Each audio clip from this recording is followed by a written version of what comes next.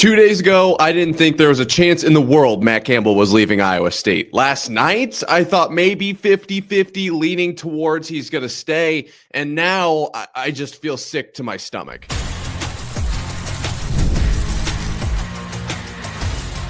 You are Locked On Cyclones, your daily podcast on the Iowa State Cyclones, part of the Locked On Podcast Network, your team every day.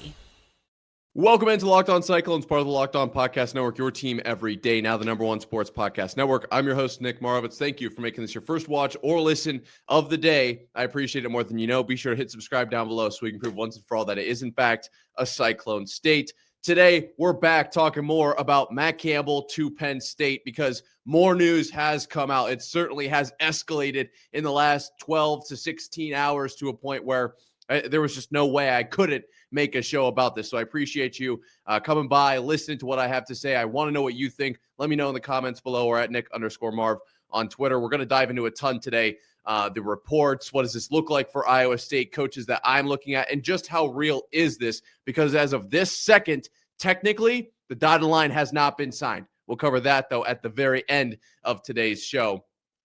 First, today's episode is brought to you by FanDuel. If you want to be right in the middle of the action this season, visit FanDuel.com and place your NFL live bets all season long.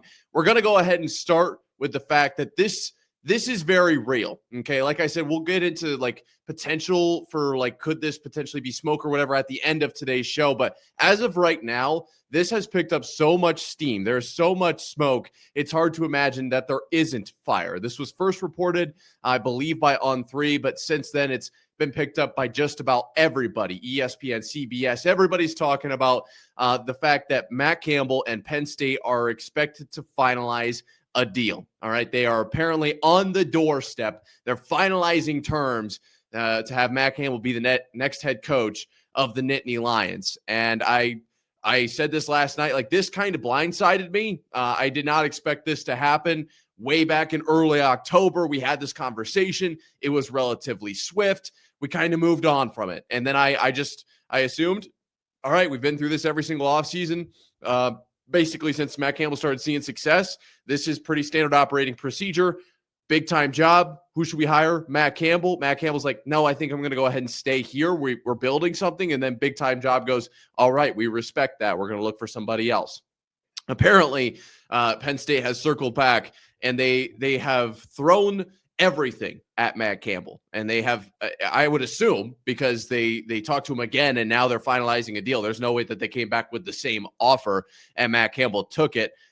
So like I said, still working on finalizing the deal, but under the assumption that Matt Campbell is going to go out to Penn State. I have a few kind of ramifications that Iowa State will be dealing with here. For one, if Matt Campbell leaves, and I think this is maybe the biggest takeaway. This is kind of my biggest point of emphasis here. Matt Campbell leaving, I think, is a bigger deal for Iowa State, for this university than just about any other coaching move for any other university out there, just because of how Campbell ran the program, okay? This wasn't just some guy who came in, had really good X's and O's, understood football, and implemented strategies in a way that brought a lot of wins to Iowa State. Matt Campbell came in, and Matt Campbell basically became Iowa State. His heart and soul were tied to the Cardinal and Gold. There was something special about the way he ran the program. There's that one clip that's circulating when he said, no, I never said that our goal was to be a Big 12 champion. Our goal was to be the best team we could possibly be. That's how Matt Campbell has run this organization for the last 10 years. It's been, how can we be the best today? How can we get 1% better than yesterday? How can we, bring in the right guys and turn, these boys into men essentially, and build a program that's worth fighting for? This has a lot of value to it other than just wins. This is deeper than just the actual football play. We're worried about the players and the coaches and the people associated with this organization. It's not just numbers or X's and O's. That's why I think Matt Campbell leaving is going to make a bigger impact than anyone else leaving in the entire sport of college football. I think that, there's going to be along that gradients of purely X's and O's and purely heart. There's going to be people on that spectrum of like, yeah, he's technically both, but he leans more X's and O's, or he's technically both, leans more towards, making sure he's got the right guys, he's built the right program, but X's and O's are still very important. Matt Campbell was so far to the heart side of that spectrum. His, there is going to be deep ramifications for Iowa State. And I think that the first place we have to look is the players. A lot of players at Iowa State, I imagine, are at Iowa State because of Matt Campbell, like solely. Like there is the opportunity to play and this and that and the other. And it's a Power 4 program, but it's definitely not like a super high level Power 4 program. There are other teams in the Big 12. Like I think over the last 5 years, Iowa State's definitely up towards the top, but there are other teams in the Big 12 that you could definitely argue are closer to the top, or the Big 10 and the SEC are certainly perceived to be better Power 4 programs out there. There are, I would imagine, a large portion of players on Iowa State's roster that are okay with not being, in the national title conversation week in and week out, or going undefeated year in and year out because they're playing for Matt Campbell. And if Matt Campbell is going to leave, all of those players, why would they stick around, right? You're not sticking around because, all right, whoever we bring back is probably going to take us to a Big 12 title next season. They're sticking around because, or they would stick around for next season if Matt Campbell were here to develop them from where they are now into what they could be, potential both as a man and as a player. Iowa State has certainly picked up the development side of their program in recent years, just with guys like pumping guys out to the NFL. And we've talked about that at length, just about how many guys are really seeing their full potential at Iowa State as far as a football player goes. So if Matt Campbell does leave, I imagine we will lose a lot of players as well. And we'll talk about coaches here in a second. And there is a name in there that's going to directly impact a few of these players. So we're not going to talk about specific players that I think we're at risk of leaving or losing. But overall, the program's going to look very, very different. It's not just going to be a different head coach. You're going to have a ton of different players. I think the coaching staff is going to see major changes other than just Matt Campbell. And I will say this, because I'm trying to keep as level head as I can in this situation. Maybe we don't see as many injuries in one position group with our new head coach if they kind of change how they practice or how the strength conditioning program looks. That's one thing that could change. That could be a bright side here. That's like the only thing that I've been able to pick out of my brain where Iowa State could potentially see a good change. That's something that I think over the last 2 years, a lot of people have been frustrated with. Myself, certainly, I've been frustrated with where Iowa State's been at injury-wise, and the fact that it's always in one position group is very just unlucky, and change could maybe impact that a little bit. But other than that, I don't love where Iowa State is at without Matt Campbell. I want to make that very clear. All right, if Matt Campbell's watching this, if Jamie Pollard is watching this, this is Matt Campbell is the guy, right? We are going to miss Matt Campbell more than hardly even imaginable. But if that is the case, and we have to talk about who could be next for Iowa State, we're going to do that coming up right here after this. But first, a word from our friends over at FanDuel. NFL Sundays move fast. One big play, and suddenly everything feels different. That's what makes live betting with FanDuel so exciting. You're not just watching the game, you're reacting to it in real time. With FanDuel, you can place bets as the action unfolds. Every drive, every momentum swing, every highlight moment. Live betting is best when the game starts to shift. A receiver gets hot, a defense tightens up, or the momentum flips after a turnover. FanDuel lets you jump into the moment with player props updating as guys heat up, and you can bet next touchdown scores, drive results, totals, and more. It keeps you locked into every snap, every drive, every possibility. So if you want to be right in the middle of the action this season, visit FanDuel.com and place your NFL live bets all season long. FanDuel, the game moves fast, and so can you.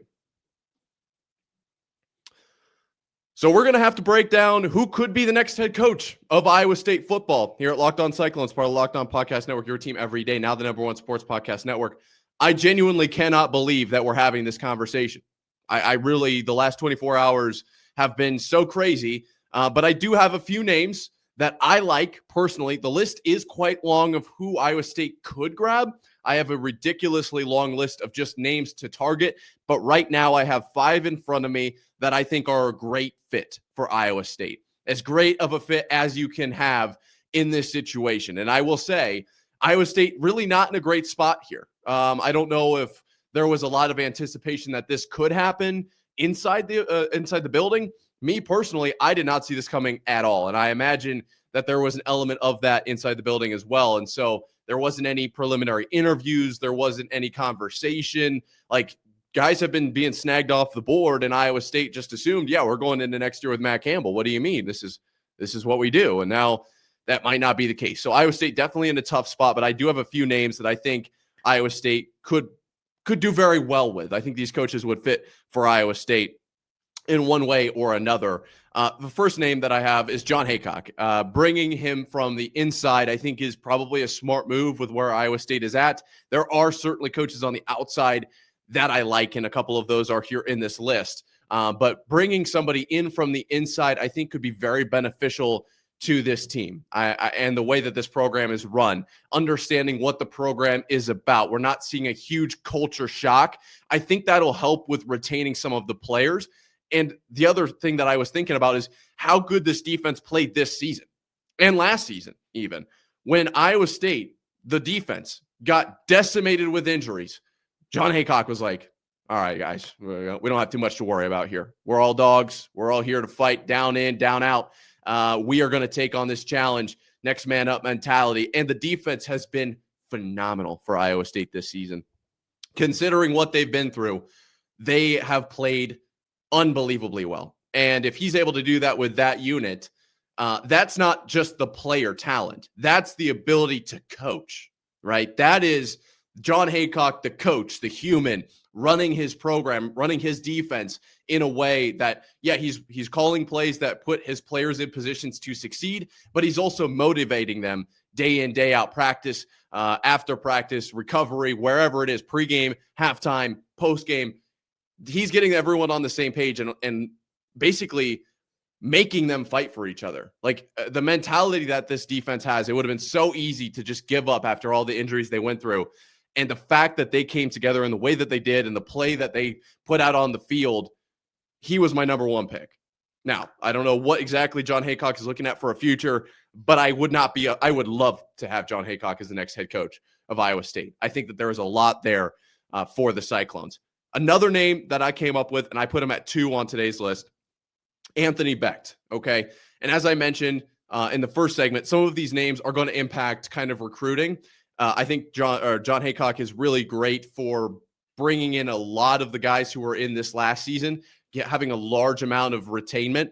I think Anthony Becht is obviously going to help if you keep Rocco Becht, right? That's the name that's at the forefront. I think other names like Chase Sowell would be one that would return. In my just guessing, like in my opinion, I think that relationship is very strong. Brett Eskelson, some of those guys. Keeping Rocco Becht keeps a lot of other players for Iowa State. And Anthony Becht has done a great job with the St. Louis Battlehawks, obviously played in the NFL, has a wonderful mind for football and understands what it takes to win.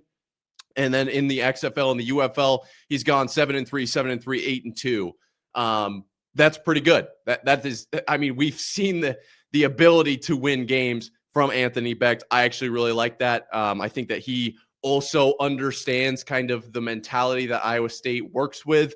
Obviously, Rocco Becht recruited by Matt Campbell. I'm sure Anthony and Matt Campbell have had a lot of conversations. He knows what the program is about. Yes, he's going to run it his way, but Rocco Becht is a product of Anthony Becht, right? And so they have similar kind of mindsets around the game and how they approach situations. I imagine you're not going to be too far off base. If Matt Campbell wanted Rocco Becht, Anthony Becht does seem to make sense to me to put him in as the head coach. And he's obviously got head coaching experience and is doing quite well at the XFL, UFL level. I think that name makes a lot of sense. I think that's probably number 2 as of right now. Number 3, an interesting name. And I actually have a pair of names on this list that they'd just be entertaining for sure, flat out. John Gruden, okay? We know this guy is big on the SEC type of situation, would have loved to go to the SEC. Look, there were a lot of SEC jobs open this year, a lot. just a few: Arkansas, Auburn, Ole Miss, LSU, like that. And that's not even all of them. Didn't grab any of those. So maybe there was conversation and John Gruden kind of didn't really think that was the right fit. Or maybe John Gruden really wanted the job and all the SEC guys were like, all right, we're going to go our way. We're going to do it this way. We're glad we had this conversation, but we're actually going to go ahead and we're going to pivot. We're going to go this way. And that obviously doesn't feel great if you're John Gruden, but I wonder if that is the conversation that was being had, if there's an element of Matt Campbell, or excuse me, not Matt Campbell, of John Gruden jumping into Matt Campbell's spot, taking over for a Big 12 program. I do think that you can kind of build up that resume, and he would be the next answer for Iowa State. This is something I didn't bring up in the first segment. I really wanted to, and this is the perfect time to do it because John Gruden would obviously be eyeing down an SEC position down the road.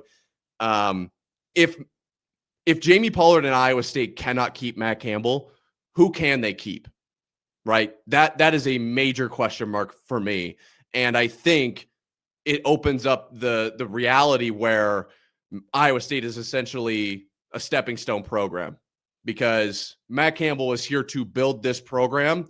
And after 10 years, just decided, okay, we're going to go ahead and move on to a program that has more prestige, more resources, more everything. Good luck, Iowa State. Yeah, I was kind of the guy here, but this is not what I'm about anymore. I changed my mind. So that I should have brought that up in the first segment. It was something that I wrote down nice and big and bold and underlined. I just I am afraid of that. If this is finalized, because technically right now it hasn't been finalized, and I am clinging on to that thread for dear life.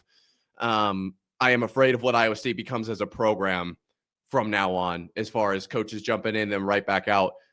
It's going to be very tough to get a guy who will stick around for years. And as far as these guys that I've mentioned up until this point, up until John Gruden, Anthony Becht and John Haycock, I think both of those guys would be okay with sticking around for quite a while. I think that I could see them playing out a full, 5, 10, 15 years at Iowa State. Maybe not John Haycock just because of the age, but Anthony Becht, I could very well see sticking around, building his own program here at Iowa State. And so I did kind of factor that into a few of these names. Obviously, John Gruden would be a guy who's relatively in and out, but I think we've seen the success from him at a lot of different levels. And if the SEC isn't really ready to bring him in, I wonder if the Big 12 would be a better spot for him to kind of get the gears moving again, to feel comfortable again as a coach, and then he could move on. Now, do I want somebody who's just going to come in and jump ship right away? No, I don't want that. I want to be explicitly very clear. I don't want that, okay?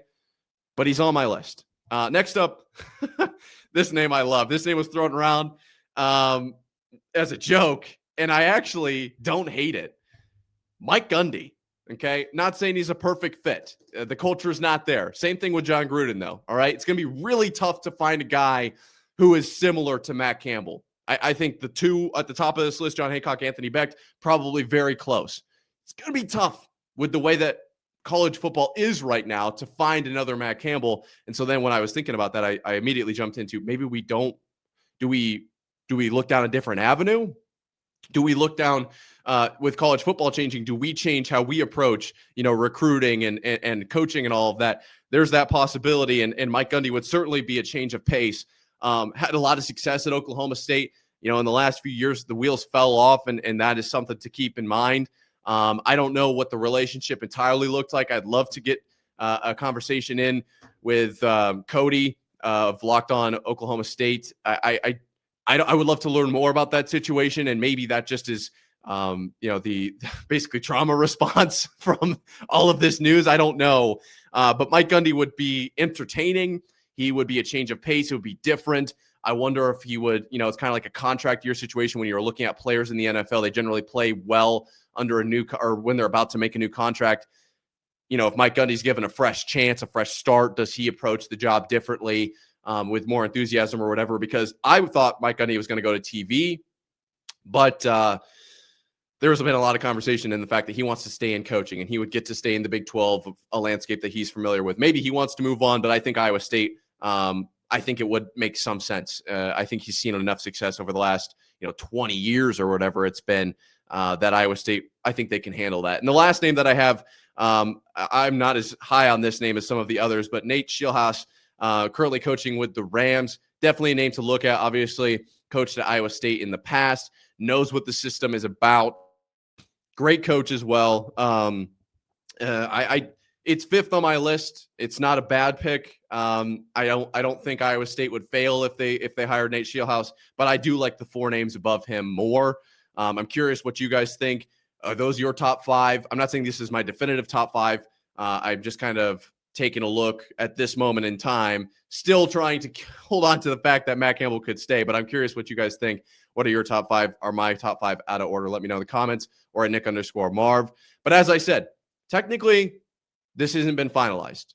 I'm going to go refresh my Twitter to double check, but we're going to break down how realistic is this that this is actually going to go down coming up right here after this.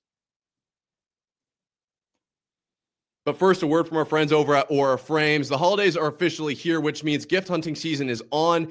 And if you want something meaningful, personal, and guaranteed to get a reaction, Aura Frames is the gift that delivers every time. It's not just something you wrap, it's a way to share memories. Because Aura isn't your average picture frame. You can preload the frame with photos before getting it, so when they plug it in, the memories are already there. No apps to figure out, no setup headaches, just instant smiles. This is perfect for anybody who loves pictures, your grandparents, your parents, newlyweds. They've got all those wedding pictures. Load them on here. Endless pictures, 30-second videos through the Aura app. And my favorite feature, the packaging comes gift ready. No price tag, no wrapping needed. That is a huge win for me. I'm terrible with the tape, all right? For a limited time, save on the perfect gift by visiting auraframes.com to get $35 off Aura's best-selling Carver mat frames, named number one by Wirecutter by using promo code COLLEGE at checkout. That's auraframes.com, promo code COLLEGE.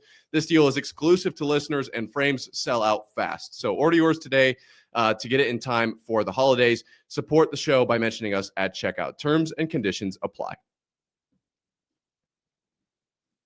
Matt Campbell leaving for Penn State is unbelievable. It's hard for me to wrap my head around it. When the news came out, I fell to my knees. Okay. It was a tough day. It's been a tough morning for sure. And a lot of smoke has been kind of billowing over the last 12 hours. Last night I said, I think this is just them circling back. I'm not putting too much value into this here at Locked On Cyclones, part of Locked On Podcast Network, your team every day. Now the number one sports podcast network. I genuinely was like, I'm not too worried. It's weird that they're kind of announcing this again, but I do imagine this is like a check back in. Hey, are you interested? We've interviewed some other people. It's clear that you're not our first choice. Would you like to join us? We'll pay you all this money. And then Matt Campbell was like, answered the phone. So technically there is correspondence in the last 24 hours and was like, not really. That's how I imagine this went down. When the news broke this morning, I was shocked.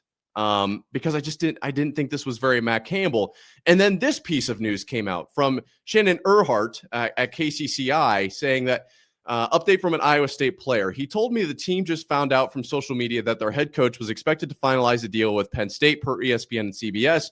He said they're sitting around the locker room in total shock and disbelief.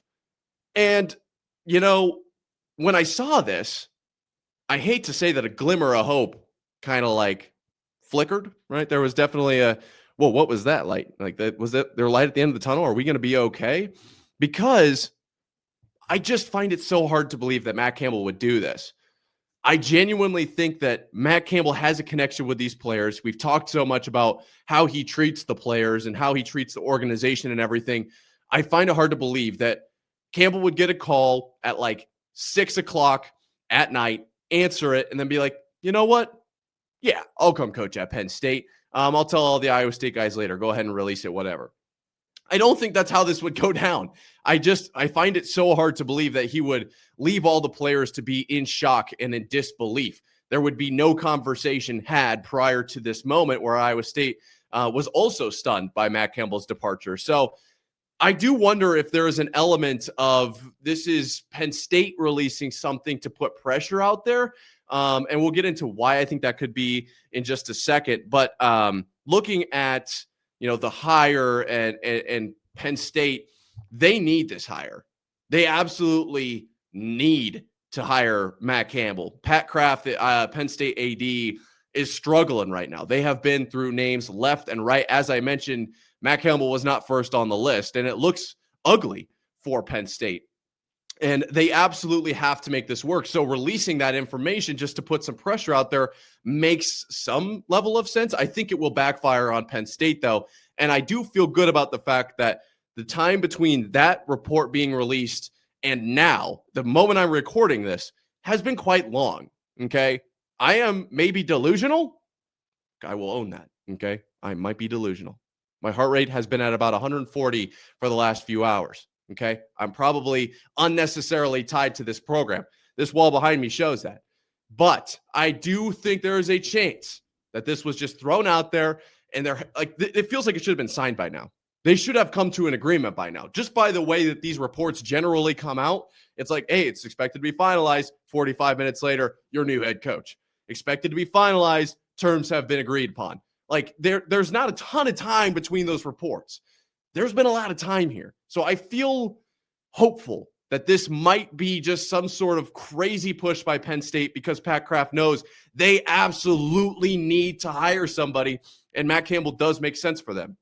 I broke this down last night more so from Matt Campbell's perspective, but from Penn State's perspective, if you're not getting Matt Campbell, like, who are you getting? The names that I threw out here, essentially John Gruden might be the only name on that list that makes sense for Penn State, and that's, I don't even think, really a good fit. I think all these other names make a ton of sense for Iowa State, but I don't think for Penn State that's the right fit. I would argue that there is certainly a culture difference between Matt Campbell and Penn State, but as far as success goes, as far as coaches that are currently coaching that have been in big cycles, repeatedly, big coaching hire cycles repeatedly, Matt Campbell's that guy, and Penn State has to make that happen, I think, if you're Pat Kraft.